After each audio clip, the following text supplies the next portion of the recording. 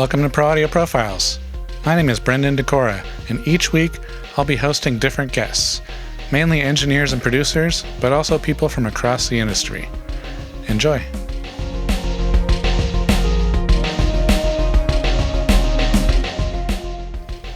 On today's show, we have Brent Fischer. He's a composer and arranger who has credits with D'Angelo, Usher, Elvis, Costello and the Roots, and many more. Enjoy.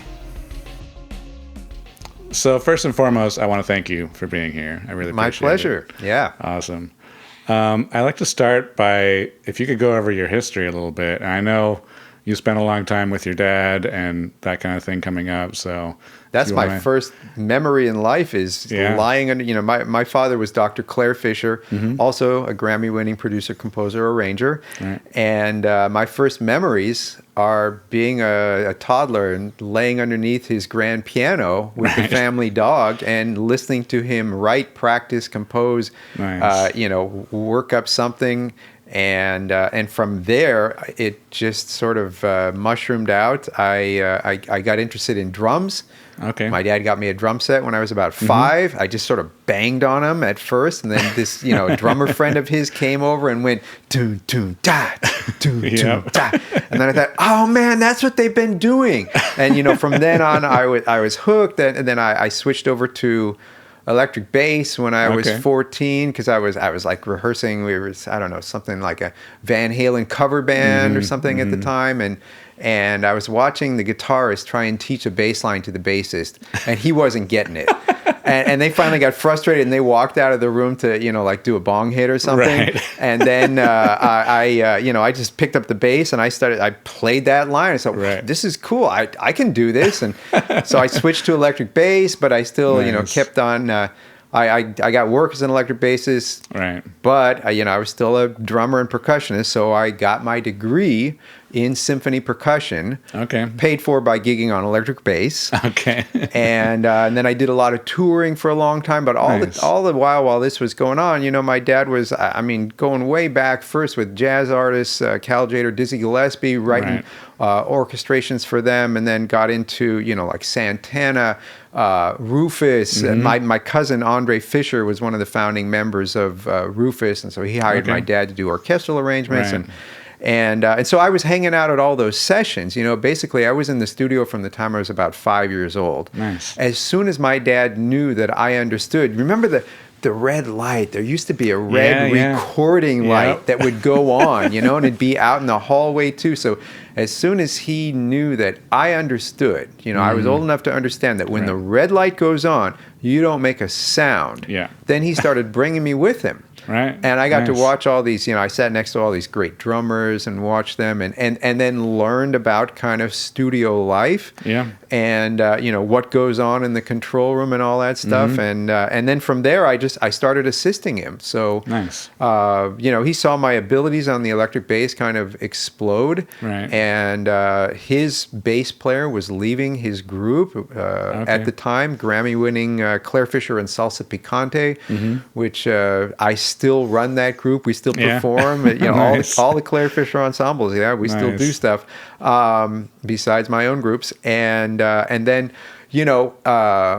he started me as his assistant, just kind of helping him out with various tasks on projects from the time I was 15 years old. And then he put me on electric bass in his group. Yeah. I did my first album at Capitol Records in Hollywood in 1980 or 81. That won a Grammy, so that was a good way to start my career. And then I ended up doing a lot of touring with a bunch of different bands over the years. But there was always this studio work because Dad was always having to write, arrange, and produce for other artists, and then also his own solo career. Yeah. So I was always around the gear, and I did not become a gearhead. Yeah. I didn't, I leave that to you guys. I do not have a home studio. My home studio I mean, I have a rehearsal room where I can fit a large number of musicians to rehearse. I can rehearse my big band in there, and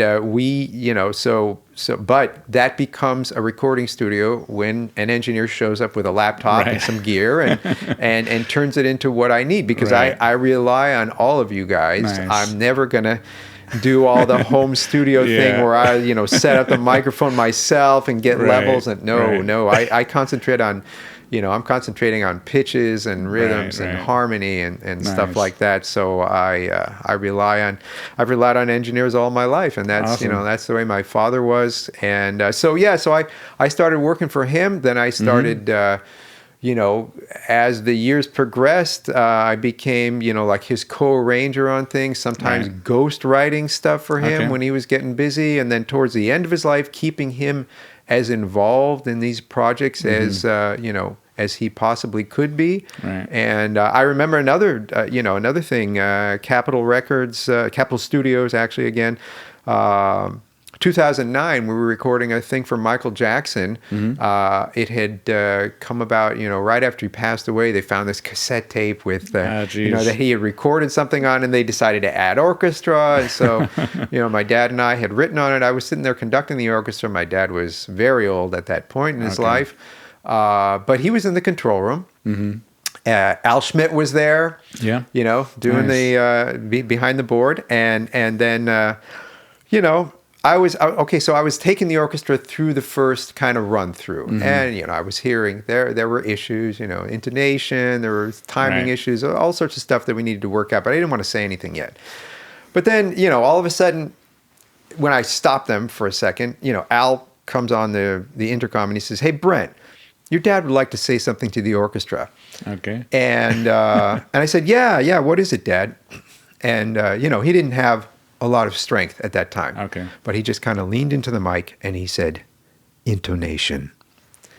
And all of a sudden I saw all the players just kind of, because of the respect they had for him from decades of work. Yeah, I worked with my dad and for him for 32 years. Nice. And a lot of those guys in there had worked with him for even longer than that. And so all of a sudden, the intonation just got, 50% better.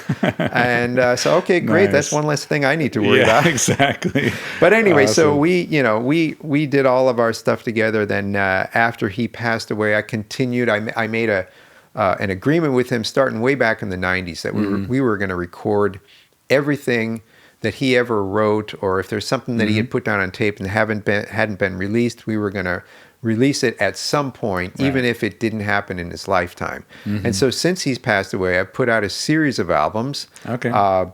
3 of them got nominated, 2 of them won Grammys. Awesome. Amazingly, they got onto Downbeat Critics list and did well on the radio. And so I'm just so thankful for all that. And there's still stuff going on. I still, every once in a while, I'll be going through the 24-track tapes, and I'll pick something out, and we'll go and what do you call it? Bake it. We'll bake the tape, get it transferred to Pro Tools, and find stuff, and then we'll prepare it for release. And we even have some stuff where, what would it be? It would be like he would be on a session for Prince or somebody like that, where we knew that, Prince just needed one arrangement, but we had a 3-hour call for the musicians, so he knew he was going to have time to throw in one of his own pieces. But he didn't have the whole orchestra there. He just had what he needed for Prince. Right. And so he would record part of it. And now I've got, I've got a piece of my dad. I've got the score, full orchestra, and I see, okay, we've got 2 out of the 4 clarinets. We've got the strings, we've got the horns, but we don't have this and we don't have that. And now it'll be my job to add those instruments in after we transfer it to Pro Tools. Crazy. And I've done stuff like, see, that's why I love what you guys are all coming up with now, because I was able to I found an old tune that my dad had recorded in something like 1970. Okay. And it was based on like a ragtime tune that his mother had written for a song contest in the 1930s. It's like, whatever's going on TV nowadays, that stuff used to be like on the radio and send us your song or whatever, write out something and send it in and you could win. And, so he decided to record that in 1970, did his own, like a Right. funkier arrangement Nice. of it. And then it never got released. And I found it in 2010 and I said, Dad, we got to release this. And he said, well, yeah, you fix it up.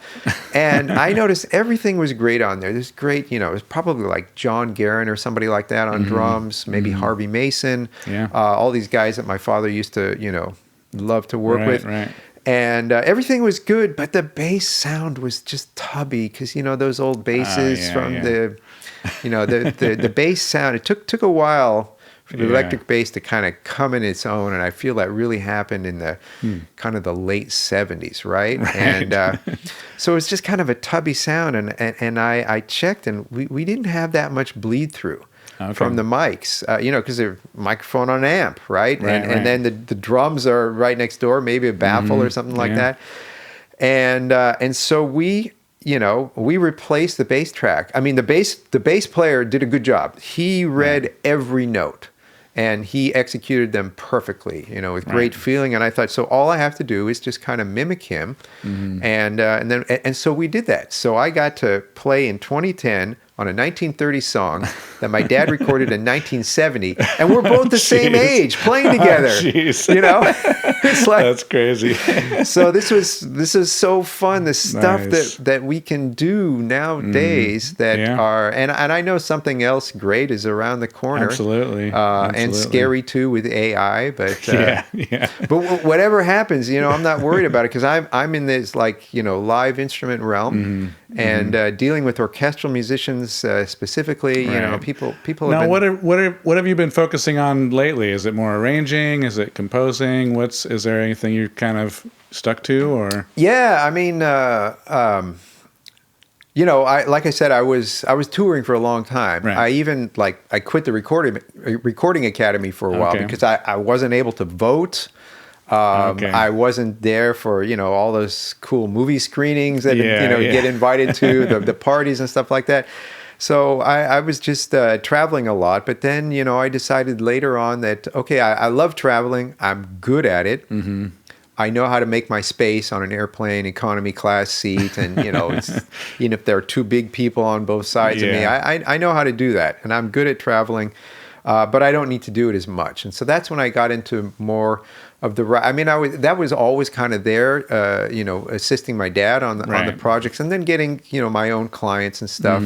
I think one of my first big clients was Vanessa Williams back in the early '90s, and then from there led on to other things.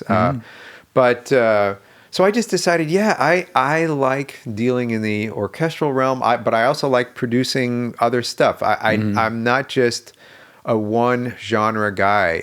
For me, creativity is really, exists separately from genre, right? If you've got a good idea, it's transferable. And as a matter of fact, there'll be plenty of times when I will be working on, let's say an R&B or a gospel project and doing an arrangement, and I'll think about something that I wrote, or maybe that my dad wrote for big band 20 years ago, a big band jazz thing, and I'll get out the score and I'll study and say, that would be. Let me just rework this a little bit. This would be a great type of. In other words, to get inspired, not to copy myself or anything, but to take inspiration from these things. And transfer them. So basically, what I've been doing now with the help of all you guys is kind of living at the intersection of art, science, and math. Okay. and that's for me that's a sweet spot to be in because there's still the emotional content there from the art and but then there's the precision that comes from taking a scientific approach to things, and the one thing that I cannot do is calculate mic angles. How you guys do that, especially when you got a player that's moving around a little bit and stuff like that, that's entirely my focus has always been to leave the engineer to his domain. I don't tell any engineer ever, can you get this kind of mic Right, for right. that. As far as I'm concerned, that's his decision. And I know there are lots of guys that do that. There are lots of writers, lots of producers that, they know how they want, the guitar signal, Yes. how they want the gain structure and everything. And Right. but my whole thing is no, I mean, what do you think? I asked the engineer, what do you think? This is the sound that I'm going for. And I'll give him examples. I got into that. Exactly. What was it? I was doing I did a project for, it was a great album Questlove did with Elvis Costello. So it was Elvis Costello and the Roots. And, while I was putting together the string arrangements, actually full orchestra arrangements for them, he would give me some notes. He would say, think... And then he would mention a couple of song titles. Right. And that was, since then I've been kind of doing that. I'll go and I'll find a title or I'll hear an effect. It's like, what is that? Right, and I'll play it for somebody. And I say, oh yeah, it's this or that plugin. Right. So the only thing that I really miss is taking the 24-track tape, turning it upside down and playing it backwards so we can reverse print the reverb. Now it's just a button. It's just a button. It's not sexy anymore, It doesn't take 10 minutes to do anymore. Yeah. So, and all that thing where you used to, where you like find just that perfect editing spot and then cut the tape and everything. Exactly. So that's awesome. That's I do kind of miss dealing with that. Right. On the other hand, I've got a tape of some stuff that my dad recorded in the 70s. It's got a huge warble on it. Yeah. And I think the technology's almost there so that we can eliminate. There is plugins now. I've heard. Yes. Yeah. That can remove that stuff. I've heard some stuff, and I don't know. I guess it's all a question of degrees, right? It's like people started replacing live orchestral instruments with virtual orchestras. A while back, 20 years ago, and whatever those hot sounds were that they were using back then, those have since been replaced. Well, if they were that great, because I mean, the whatever an oboe player that I may hire or a violinist, they're using the same violin that they've had for 15, 20, 30 years. Right. It's still there, and yet all these virtual sounds they keep on supposedly getting better, and they do okay. Maybe they get closer and a little bit, and you know what? Virtual orchestras are great. There are definitely uses. Man, there was one time where we had trying to record something my dad had written in the 70s or 80s, doing it after he passed away, and there was a spot on the score for bass marimba, which is a gigantic. If you guys want to Google huge. how to microphone, how to place the microphone for a bass marimba, which is a gigantic, heavy, cumbersome instrument. Okay, so we picked a virtual bass marimba. Right. So they have their uses. Took 5 minutes instead of 3 hours. Yeah, and the expense and the the cartage and all that stuff. But on the other hand, I just had a chance to overdub a lot of symphonic percussion on the on the date that you and I were on recently, and that was a blast being able, and it was made even sweeter. In that, I noticed that some of the gear that came from the rental company, the percussion equipment, some of the gear cases had the name of my old drum teacher, Joe Porcaro, father of Jeff and Steve and all the Porcaro brothers. Right. He I used to go as a kid and take drum lessons from Joe Porcaro. Nice. And as a barter, every once in a while, my dad would go teach Steve during that same hour. Right. So we just my dad and I would go over to Joe's house, and I'd take a lesson from Joe, and my dad would give a lesson to Steve. That's awesome. And and so it was great. Now he passed away a few years ago at 90. Good for him. Nice. But his gear is still being used. It's still being put to use. Right. And that's the beautiful thing, right? I've got my dad's grand piano that I'll probably want to find a good home for at some point, because I can use it to write on, but I'm not a pianist. Yeah. And it deserves, it deserves to be exactly. in the home of a fine pianist at some point one day. So one of the things I like to talk about a lot on the podcast is kind of how to inspire artists in the studio. Okay. And as an arranger, I feel like you have a different perspective on that, because when you're doing arrangements, it's almost like you're working with the producer and not necessarily the artist half the time. Yeah, well, and sometimes I am the producer too. Exactly, yeah. And so it's like, I'm working with an artist, and I'm trying to get the best, the best possible version of their creative vision. But it's interesting because, obviously there's all the session players there that are the players, the performers, but it's a weird dynamic because it's not like you're trying to inspire them, but you sort of are. But it's like, how do you find that balance of how to get great performances out of session musicians so that the producers and songwriters are. So that's a two-part question. Yeah. Real quickly, if you want to keep your musicians inspired, write idiomatically for their instrument. Okay, that's a really hard, especially when I take a virtual arrangement and I need to orchestrate it for real instruments. I need to make adjustments every once in a while, or I may need to parse things out to various other instruments. There was actually a line that I came up with the other day that it was a little too low for a standard clarinet, a little too high for bass clarinet, but then I remembered there's also the alto clarinet. It's an instrument that a lot of people don't know about too much or use very much, and it worked perfectly in that case. So, if you want to inspire your musicians, give them a part that lays well on their instrument. Right? You got to remember that wind players need to breathe. And everybody thinks that, string players, and bass players and drummers, keyboardists, guitarists, we're used to kind of just playing all the time. Right. I used to do these crazy long gigs. We'd play for, our sets would be like 2.5 hours. It's I used to do a lot of these high-end private parties in Bel Air or Beverly Hills, and when I was in college, and we'd do a 7-hour gig, and that was just kind of like nonstop. And make sure you have a drink and a little snack on the stage so you can keep going. Whatever, that's fine. So we're all used to that. But wind players need to breathe. Right. And not just that, but even string players, orchestral string players. You think, they can play as much as they want, and they can, they can breathe anytime they need to, right?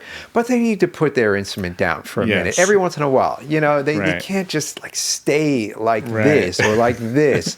They can't just stay in that position. So I try and work all those things into it. So that's to inspire the musicians and make sure that they're going to be happy being on your date. To inspire the artist, that's I won't get into the whole psychological, I try and get other people to help me with this, but I focus on creative vision. What's their creative vision? How have they explained it to me? How do I then put what I do into that and sort of meld our two creative visions to become one that can help them, and especially in the case of independent artists there, or even sometimes with guys who have been around a while, but they still have that the same type of lifelong learner mentality that I have. They know that I'm always interested in finding out about something new and figuring out, why did I not know that exists? Or, how did that terminology escape my vocabulary all these years? So when you want to inspire an artist, I would say, you need to come in there with contingency plans, right? Okay. We need to be able to adjust things if they're not feeling it right. But then, there is a process that goes on that ultimately ends in abandonment, right? When you send your final mastered track or album to the record company or to your own record company for an independent release, that's the process of abandonment, right? We're saying at this point, I could go and I could tweak this for years. After I'm done writing an arrangement, the ideas don't stop. I'll hear it on the radio or something, or I'll hear it in a department store, and then a new idea will pop into my head, and I try not to be like right. I know there are some guys. Actually, I've had some engineers tell me, "Oh man, if only I had that mix to do over again." Right. And I'm like, "Give it up." Yeah. Because you know what? That was a great mix, and I know you could keep on tweaking things forever. Right. You could, and I know people who are sort of this great old line in the liner notes on an old Edgar Winter LP I have. It says "recorded at leisure." I love that. If you've got a good budget, and you can afford to do that, and okay, finish the mix. Put it aside for a week, live, get away from it, and then get back, and then live with it for another couple of days. Yeah. Sometimes you have that opportunity, sometimes you don't. Right. Of course. But I mean, the thing is, you have to realize that you are going to be abandoning this at some point, and that's not a bad thing. Right. That's not a bad thing. It's like when you trade in your car. Yeah. You're gonna it's still a good car, but you're gonna be moving on to something else. Right. But it's time to let this stand. That's what Picasso did. Yeah. That's what Stravinsky did. That's what everybody did. That's what the Beatles did. Of course. They finally decided, okay, I'm ready to let this out to the public. The one guy that I know. I worked on and off for Prince for 25 years. My father and I, and the way that worked out, we were the longest running collaborators, let's say, for Prince. And that's because it was all like a long distance thing. If you're working in close quarters with people, there's bound to be a rub after a while, but it was all, Prince would send out the music, we would add orchestra, and then we'd send it back. And every once in a while there was a phone conversation. I met him in person because Dad and I wrote the orchestral arrangement for the opening. He did a medley with Beyonce for the opening of the 2004 Grammy Awards telecast. Okay. And so I wrote that with my dad, and then I played percussion in the orchestra. So I met him that one time, and that was it. And so that was a case where it really worked out to have a long distance relationship, and he would make decisions. We recorded something for Prince. Like there was one track I remember we did, Crystal Ball, in 1986.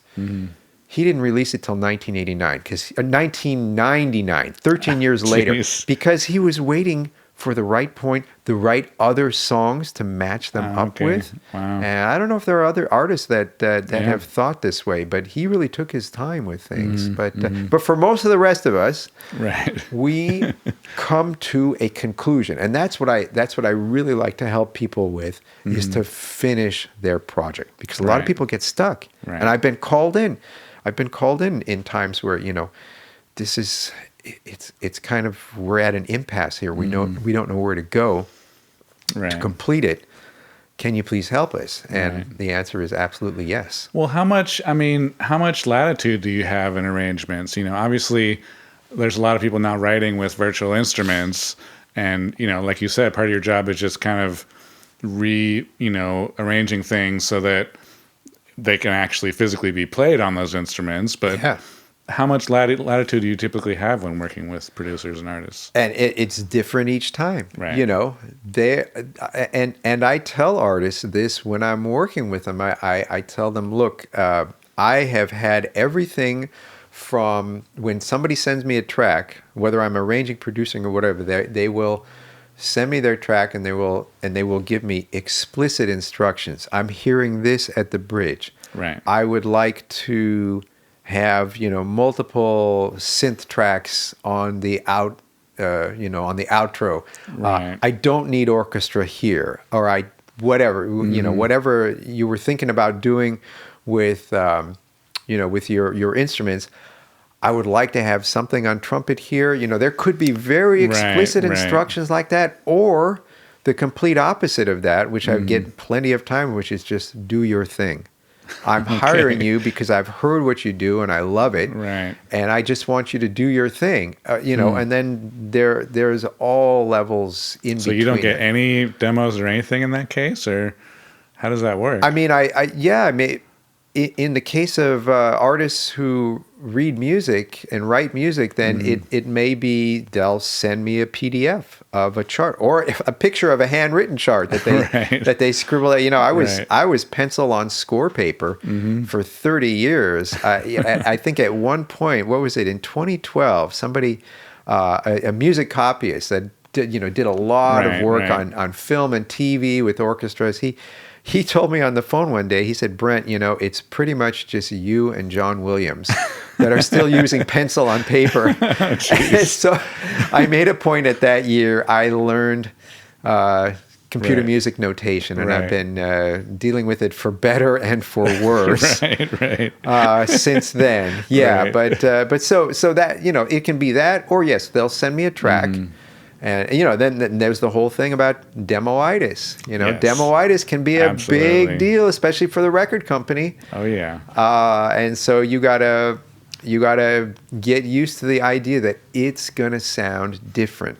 Now, can you live with that? Does it grow on you? Right. Do you, because actually in an interview one time, Questlove said of the project that I did for him, he said that was the first time when he heard the orchestral additions that I did, that was the first time that he and the guys had not been in charge of every little drop, every nuance, wherever they were going to place the mics, everything, every track, the blend, the panning.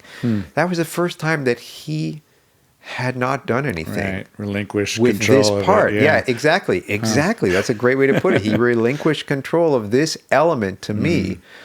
And then I send it back. I send control back to him to for the final mixing and mastering. But he said when he was listening to the raw orchestral tracks before they started to do their mix, at that point he was able to become a fan of the music again. Nice, because it wasn't his baby anymore that he had been living with day in and day out. Now this was something else that somebody had done. That's cool. And so he could become a fan of the music. Right. And so I think that's a great thing to think about when you are working with other people, or even if you're just hiring a sax player or a guitarist to come in and put down a solo. It's like, let me look at this through a fan's ears now. Right. How does this strike me? Yeah. Right? Exactly. Yeah. And can you share an example of a project where your arrangement significantly evolved based on the producer-artist feedback? Like you had to change a lot of stuff? I mean, well, okay, let me actually go way back. A great example I have that, my dad told me about. He came home from a session one day, and I was probably like 12 years old or something. He said, I was just doing a string date for the Jackson 5. And or maybe it was the Jacksons by then, I don't know. But anyway, you know who I'm talking about. Yeah. So he said, I was just doing a string arrangement for them, and they liked one of my violin lines so much that they had their guitarist learn it and play it as part of the rhythm section arrangement. And so I thought that was great. And so a place where that has happened to me, I guess, would be in the alterations that we'll make in the studio. And I've had artists listen to something, and then like maybe you'll hit them with an unusual voicing of some kind, and then at first it strikes them, but maybe I've got something that is like a, I hate to use the word non-chord tone. Let's say it's a tension that I've created, and that tension eventually needs to resolve. And one of the things that I do also as a one of the very few users of counterpoint, which was a great musical technique that you just don't see a lot anymore, is I can have simultaneous creation of tension in one part and release of tension in another part. And for me, that helps propel music forward. So there would be times when they would listen to that tension and they were getting ready to complain, but then it would release. And then they were like, oh yeah, okay, that brings out the emotion more. And so there have been times like that with artists where we'd be in the studio together, and they would, accept that. And then maybe there would be a couple of others that they wouldn't accept, Right. And so then you change it and you rewrite it. And that's what I'm talking about, contingency planning. Yeah, exactly. It's not, and it's not just contingency planning for how you're going to comport yourself in the studio. Mm-hmm. It's also contingency planning for, when the bassist calls you from 30 miles away and he said, man, I just had a car accident. I'm okay, but I got to deal with this here. I think you better replace me. And then you got to do it. I mean, pick up your bass and sit in the chair. I've had to do that actually. Really? Occasionally. Yeah. Jeez. And I've had to do that on gigs where all of a sudden I find myself, instead of standing in front of the big band and conducting and just focusing on that, I'm also playing bass. Right. And then of course, you have to like consume about 2,500 calories that day. 'Cause it's a lot of work, thinking about all that stuff, thinking about the tones, listening to and again, it's another reason why I rely on engineers to tell me, what are you hearing at this point and what do you feel? Because I'm so focused on notes, pitches, rhythms, intonation, inflection, delivery, execution, feeling, all that stuff that I forget about, is that a clean signal? Right. That's a fundamental thing, right? That I should be paying attention to, but I'm sorry, I'm going to hand that off to the engineer. Right. Is the signal clean? Are we getting, I will play something for engineers every once in a while, and they say, oh yeah, that sounds like a Neve, and then he'll rattle off a bunch of numbers. Right. This type of console. Yeah. And I'm like, you can tell that we tracked on this type of console, and I don't know whether that would. Jeez. But on the other hand, I wouldn't put it past somebody, because I've gotten to the point in my life where I've developed my ears so I can hear a lot of stuff that, I often say hearing is the least developed sense that we have, right? And I use the example, you walk into a restaurant, you smell, there's barbecued steak cooking, right? And then you sit down and when you cut into that steak, and I'm sorry, okay, for any vegans out there, when you chop up that salad and you crunch on that kale, you've got that sense, that tactile sensory. Right. This is kale that before you even taste it, but then you recognize the taste, right? Yeah. And then all that other stuff is going on, but can you recognize that the music is playing right now? Is that the drum beat is in 4/4, and the song is in B flat, and the vocalist is currently singing a D. I hear a sax playing an F. The keyboard is playing a B flat major 9, and it's this voicing of D, F, A, C from the bottom up, which is pretty standard voicing, easy to recognize. So can you recognize all that stuff? Are you trained, to be able to hear these things? Because I can't. Well, it's the same thing with engineering too. It's like you train your ear to be able to pinpoint frequencies or hear compression or hear different types of distortion even. Like there's some distortion so you can hear a type of distortion and know exactly where to look to fix it. It's where all is about, it coming from? It's all about training your ear. It's just exactly the same thing, Yeah, it's and crazy. that is so that's a gift, and if you can develop that, then you are completely ahead of the curve. Right. Yeah, I had an opportunity about a year ago where a pops orchestra called me and they said, well, we found this great old arrangement your dad did for this movie that was released in 1967, and we'd like to get the score and parts so we could perform it.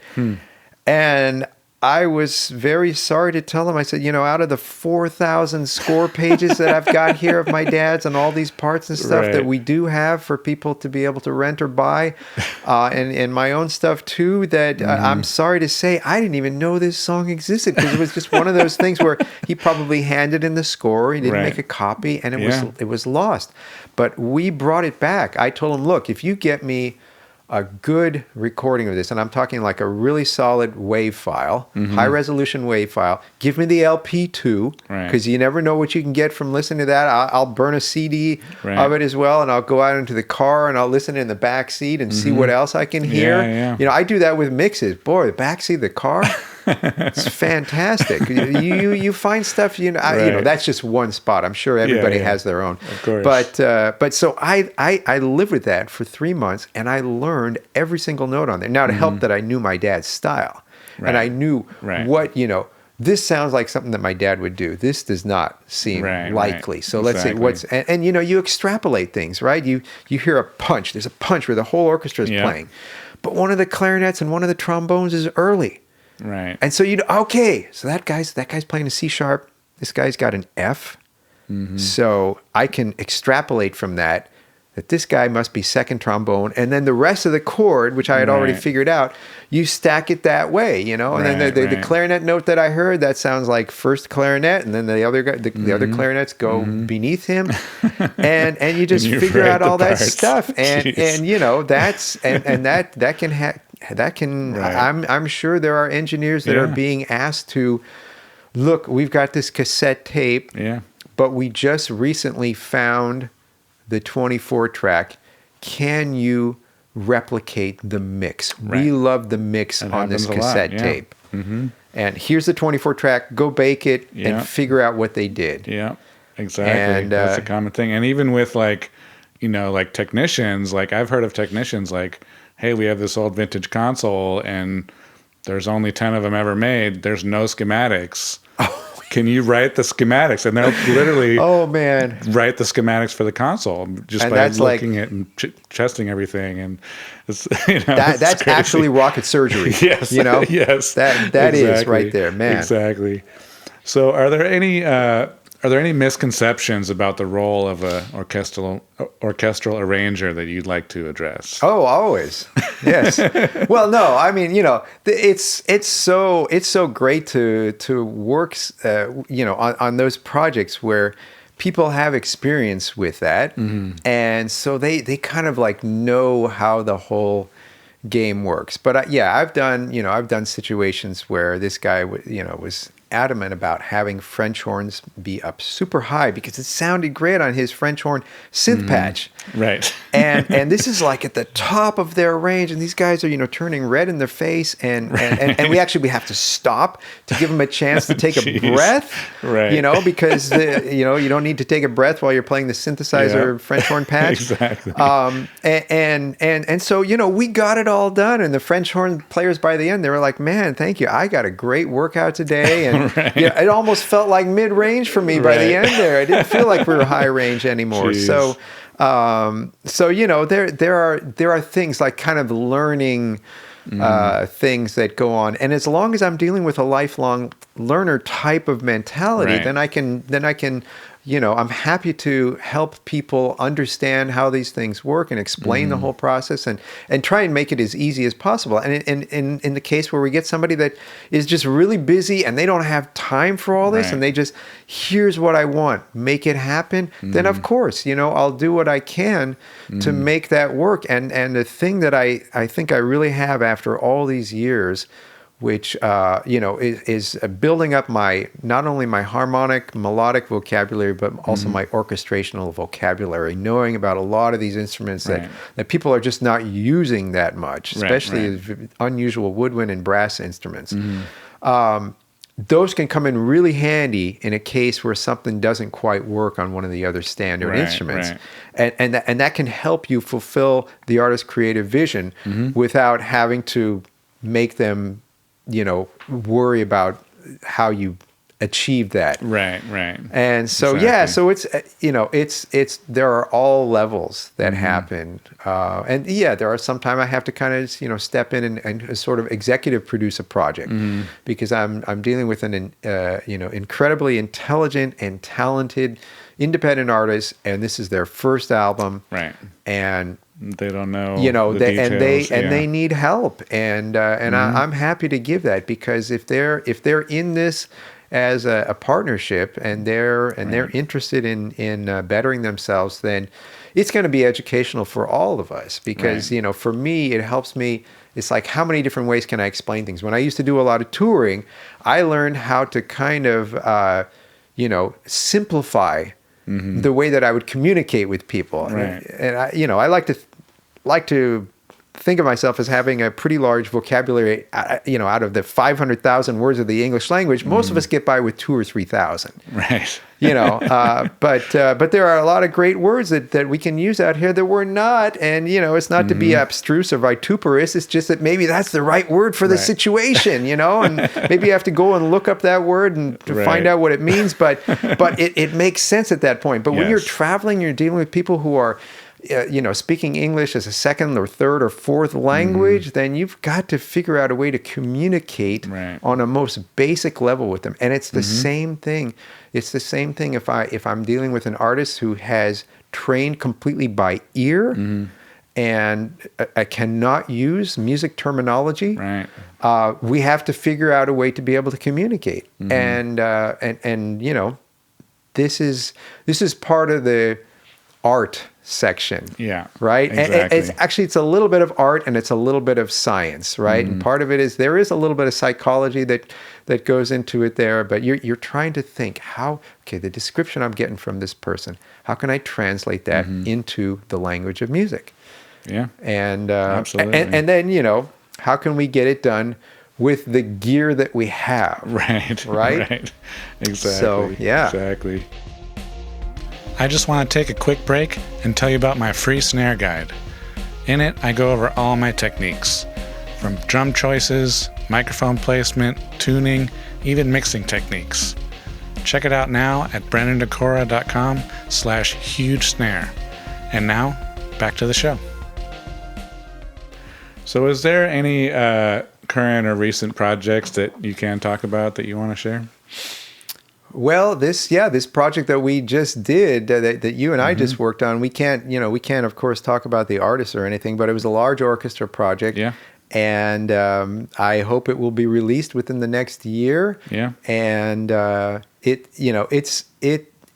this stuff never gets old. Standing in front of an orchestra never gets old for me. It's always such a joy, and to put these things together and to see, and yes, you've got to have a working relationship with, in this case, 56 other people. Right. To, each one of them has their own soul and emotion and agenda that they're going to bring to this. Right. And it's a question of being able to explain clearly what it is you're looking for. Yeah.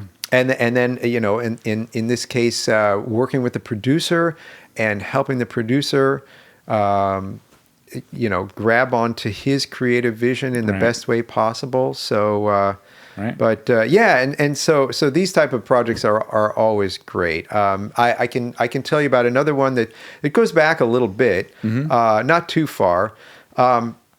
What was it? 2010, I got a call from D'Angelo about doing a song for him. Now, this was that album that he took 14 years or 15 years to make. Jeez. And so he definitely was, that was definitely recorded at leisure. Right. Yeah. But I mean, it was a creative process. I know he had his reasons for doing what he did. Right. And so he contacted me in 2010. He sent me this song. I said, I love it. I really love it. That was the name of the song, Really Love. Okay.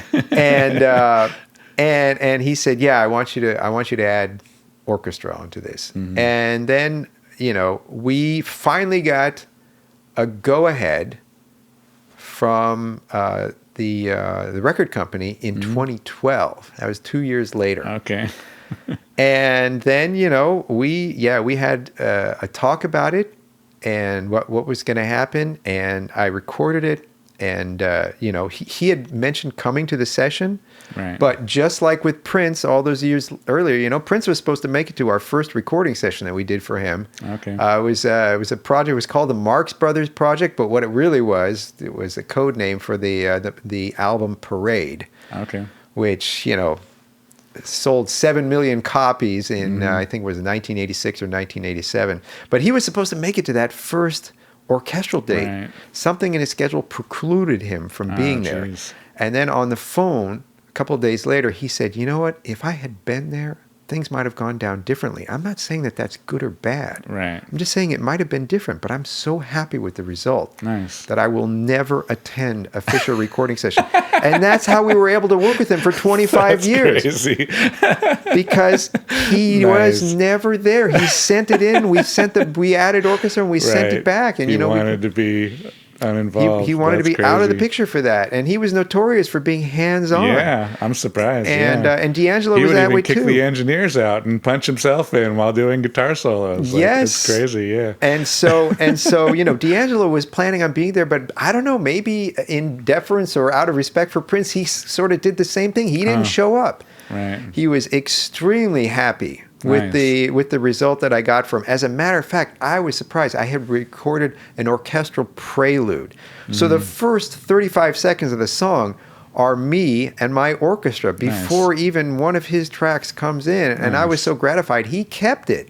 Nice. And he rolled with it. And I tell you, I've gotten so many comments since then, because then they finally released it in 2014, I think, or 2015. Okay. It got nominated for a Grammy, 3 Grammys. Nice. Right? And it won 2 of them in 2016. Nice. And I can't tell you how many people have sent me little messages on social media saying, man, I got to tell you, that song got me through the toughest time of my life, and I still look back on that song and they thank me for what I have done, and it makes you think, this is my contribution to civilization.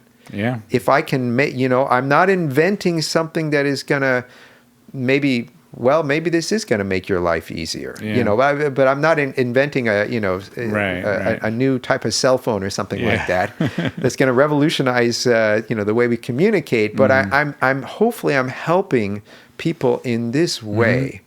And so that was great to be a part of that process. But I want to, but if you don't have any other further questions, I want to leave you with a story.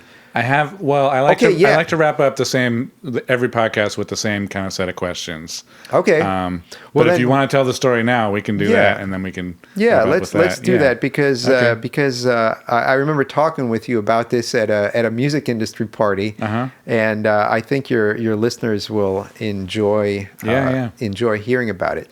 So we are at a session for the artist Ronnie Martin. It was probably in the 90s and maybe late 90s, and there was a new technology that we were working with. This was about the time that 24-track tapes were starting to be phased out. Okay. And then there was like 48-track digital tape after that, and then there were some other types of tapes that came along. I'm not going to mention any names. I want to protect the guilty. And what happened at this point was we had these new machines which could provide us with 8 tracks of recording at a time. So they had 4 of them sort of synced together. So we could get 32 tracks doing a full orchestra session. Everything is going great. My dad is out there conducting. I'm in the control room. I've handpicked the orchestra, to some of my favorite players, and everything is going great. And all of a sudden, we notice that there's no playback anymore. We still hear the orchestra, but we don't hear the track anymore.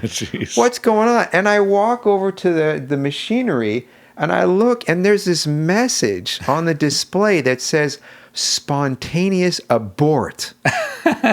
And I thought to myself, okay, there are so many questions. Are you kidding me? First of all, who's the coder that knew about this issue and actually decided this is what we're going to call this issue right here, spontaneous abort? Oh, jeez.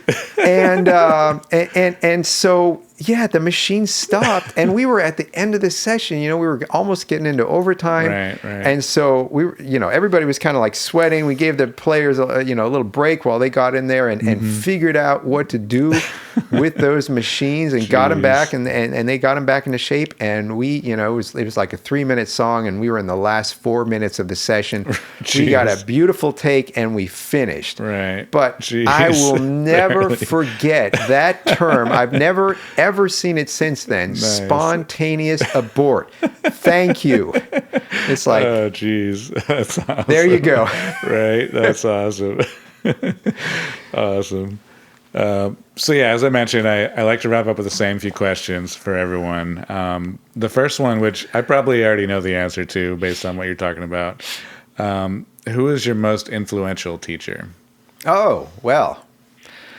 Yeah, I mean I would say the fact that I lived with my father, for all those years, right. and worked with him, my father was part of the first 47 years of my life. Right. So he was a huge influence. On the other hand, he was definitely not my only influence. Of course. There were all sorts of people, and I did this.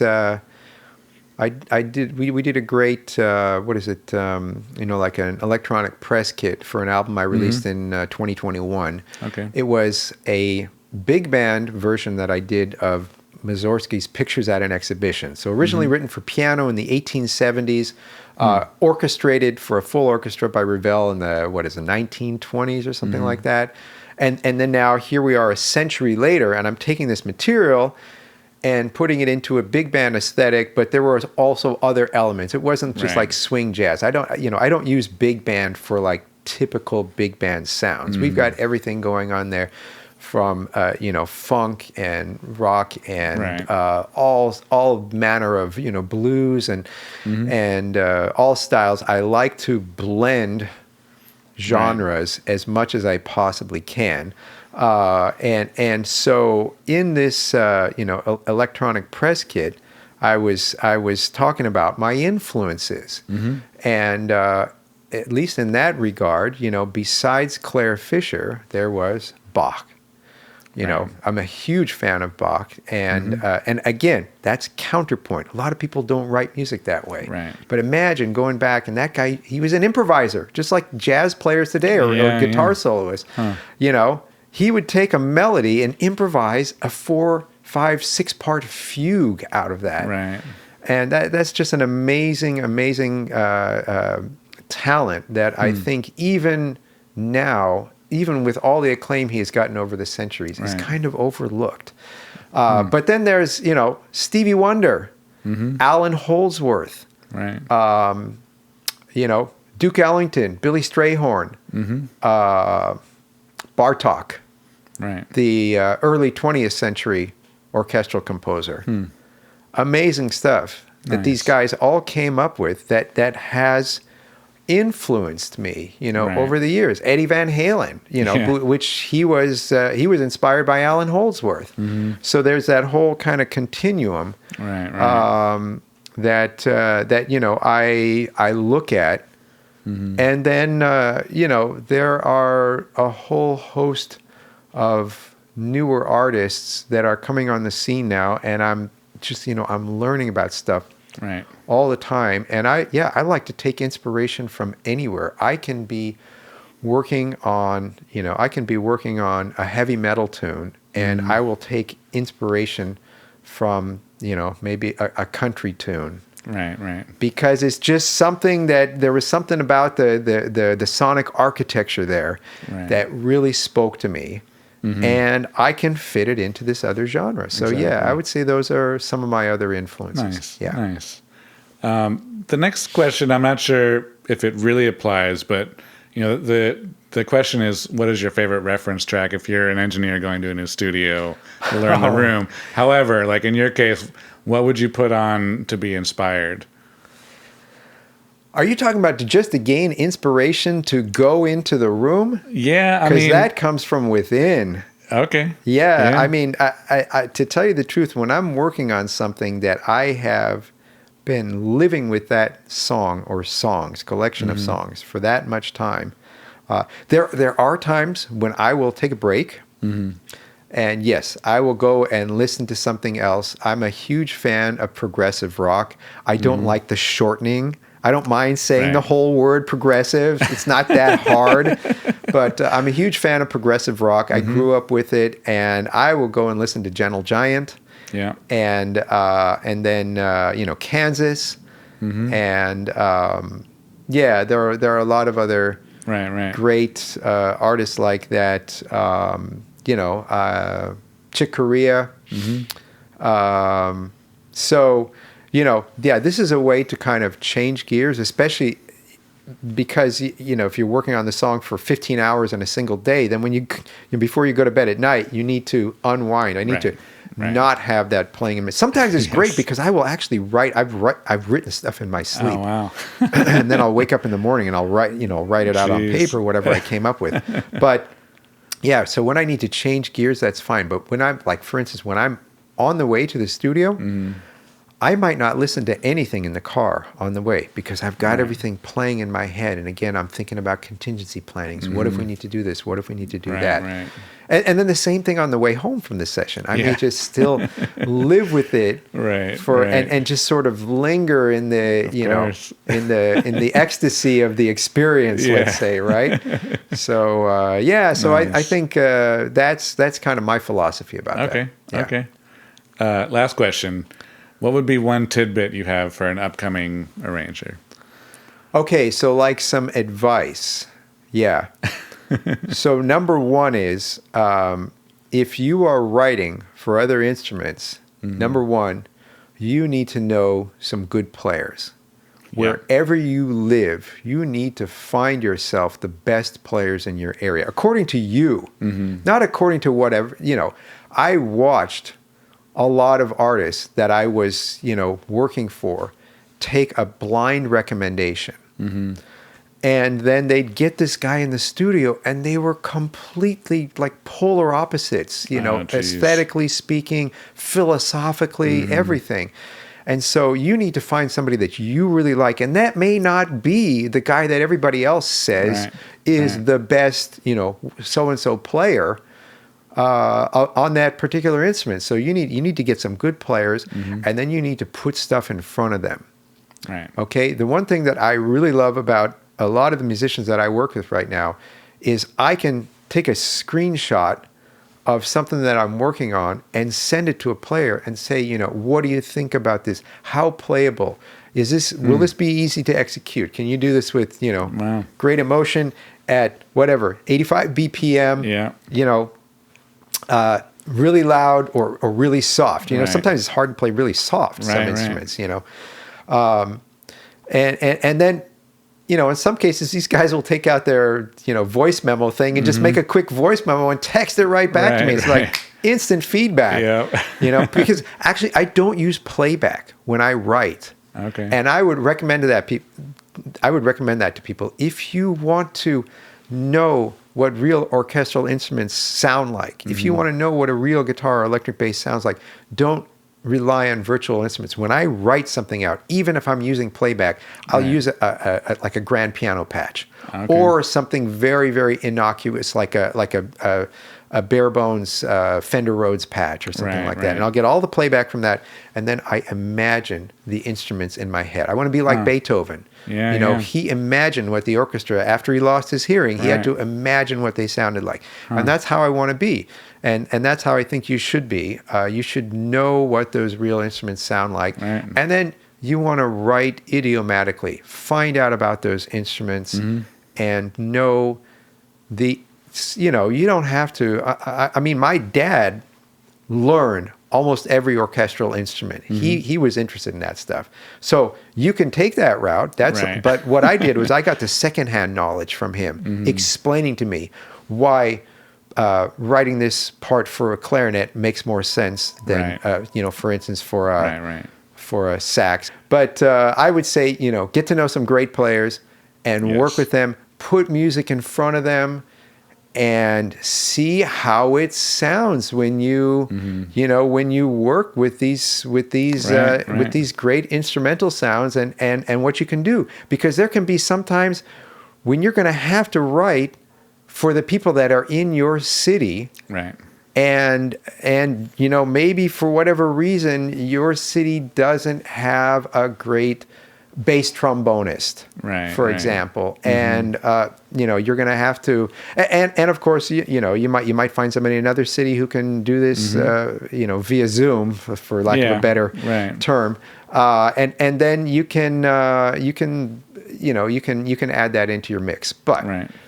You might be stuck in a situation where you have to deal with the players, and so then you need to figure out how to make them become the best version of themselves. Right. So that's sort of my advice for people who are starting out. Yeah. Awesome. Well, thank you so much, man. I really appreciate it. Cool. Thank you. Thanks so much for checking out the show. Make sure to subscribe for all the updates, and I'll see you next week.